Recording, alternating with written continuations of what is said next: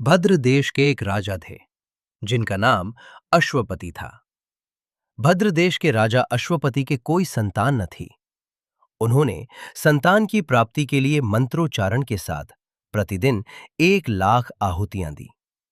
18 वर्षों तक ये क्रम जारी रहा।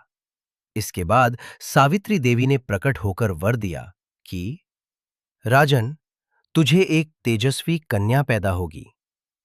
सावित्री देवी की कृपा से जन्म लेने के कारण उस कन्या का नाम सावित्री रखा गया। कन्या बड़ी होकर अत्यंत रूपवान हुई। योग्य वर न मिलने की वजह से सावित्री के पिता दुखी थे। उन्होंने कन्या को स्वयं वर तलाशने भेजा। सावित्री तपोवन में भटकने लगी।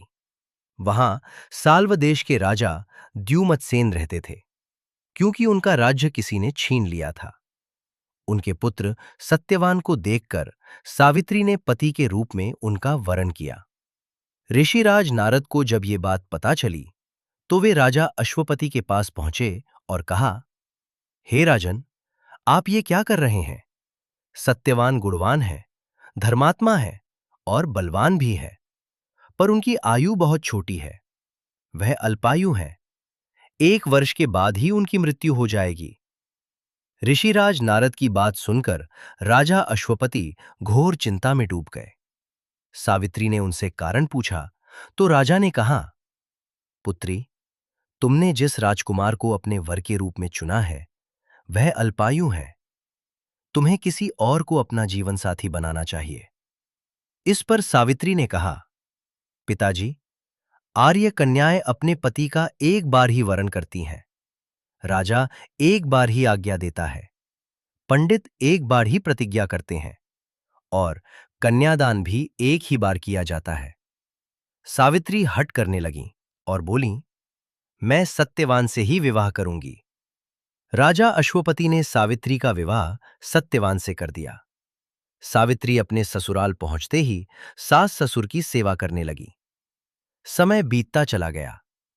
नारद मुनि ने सावित्री को पहले ही सत्यवान की मृत्यु के दिन के बारे में बता दिया था। वह दिन जैसे जैसे करीब आने लगा, सावित्री अधीर होने लगी। उन्होंने 3 दिन पहले से ही उपवास शुरू कर दिया। नारद मुनि द्वारा कथित निश्चित तिथि पर पितरों का पूजन किया। हर दिन की तरह सत्यवान उस दिन भी लकड़ी काटने जंगल चले गए। साथ में सावित्री भी गईं।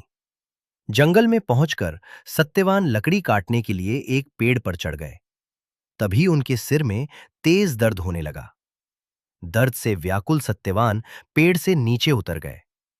सावित्री अपना भविष्य समझ गईं। सत्यवान के सिर को गोद में रखकर सावित्री उनका सिर सहलाने लगीं। तभी वहां यमराज आते दिखाई दिए। यमराज अपने साथ सत्यवान को ले जाने लगे। सावित्री भी उनके पीछे पीछे चल पड़ी। यमराज ने सावित्री को समझाने की कोशिश की कि यही विधि का विधान है, लेकिन सावित्री नहीं मानी। सावित्री की निष्ठा और पतिपरायणता को देखकर यमराज ने सावित्री से कहा, हे देवी, तुम धन्य हो। तुम मुझसे कोई भी वरदान मांगो। सावित्री ने कहा कि मेरे सास ससुर वनवासी और अंधे हैं, उन्हें आप दिव्य ज्योति प्रदान करें। यमराज ने कहा, ऐसा ही होगा। जाओ, अब लौट जाओ। लेकिन सावित्री अपने पति सत्यवान के पीछे पीछे चलती रहीं। यमराज ने कहा, देवी, तुम वापस जाओ।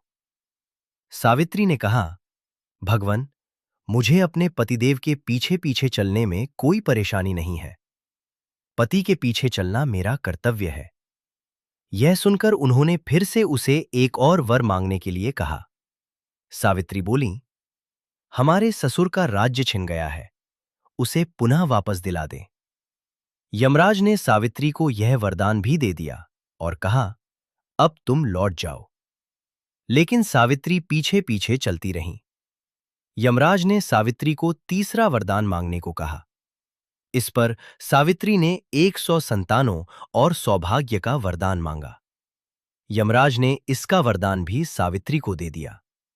सावित्री ने यमराज से कहा, प्रभु, मैं एक पतिव्रता पत्नी हूं और आपने मुझे पुत्रवती होने का आशीर्वाद दिया है। यह सुनकर यमराज को सत्यवान के प्राण छोड़ने पड़े। यमराज अंतर्ध्यान हो गए और सावित्री उसी वट वृक्ष के पास आ गईं, जहां उनके पति का मृत शरीर पड़ा था। सत्यवान जीवित हो गए और दोनों खुशी-खुशी अपने राज्य की ओर चल पड़े। दोनों जब घर पहुंचे तो देखा कि माता-पिता को दिव्य ज्योति प्राप्त हो गई है। इस प्रकार सावित्री सत्यवान चिरकाल तक राज्य सुख भोगते रहे। अतः पतिव्रता सावित्री के अनुरूप ही प्रथम अपने सास ससुर का उचित पूजन करने के साथ ही अन्य विधियों को प्रारंभ करें। वट सावित्री व्रत करने और इस कथा को सुनने से उपवासक के वैवाहिक जीवन या जीवन साथी की आयु पर किसी प्रकार का कोई संकट आया भी हो तो वह टल जाता है।